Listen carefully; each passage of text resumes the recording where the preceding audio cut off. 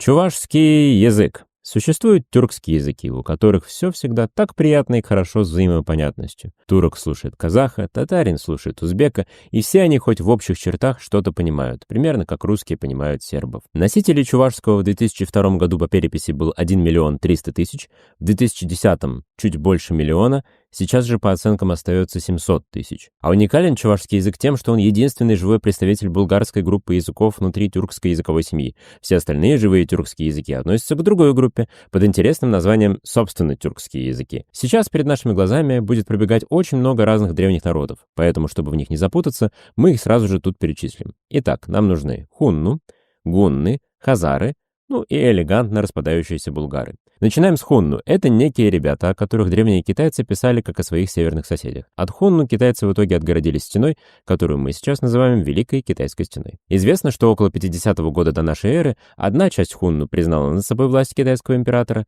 а другая часть куда-то ушла. И если пытаться реконструировать историю тюркских языков, то как будто разделение на булгарские и, собственно, тюркские произошло как раз около 50 года до нашей эры. Это не единственный раз, когда китайцы зафиксировали, что хунну раскололись, и часть из них куда-то ушла. 200 лет спустя, в середине 2 века нашей эры, хунну распадаются на 4 части, и одна из них снова уходит куда-то на запад. Вот есть государство под названием Великая Булгария, занимающее низовье Дона, Приазовье и доходящее на севере как минимум до Полтавы. Как раз в окрестностях Полтавы находятся могилы знаменитого правителя Великой Булгарии хана Кубрата.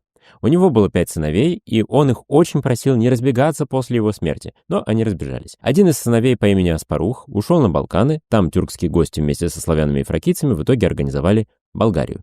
Другой же сын по имени Катрак пошел в противоположную сторону, достиг Среднего Поволжья и тоже организовал Болгарию, только Волжскую. У нас в Поволжье сейчас, в 21 веке, 3 тюркских народа. Вот они с запада на восток. Чуваши, татары и башкиры. Несмотря на близость татарского языка к башкирскому и при этом удаленность от чувашского, у татар довольно много общего в истории именно с чувашами. Именно эти два народа могут тесно связывать свое происхождение с волжскими булгарами. В 1551 году, незадолго до взятия Казани, чуваши переходят в подданство русского государства. И да, дамы и господа, у нас наконец-то появились чебоксары.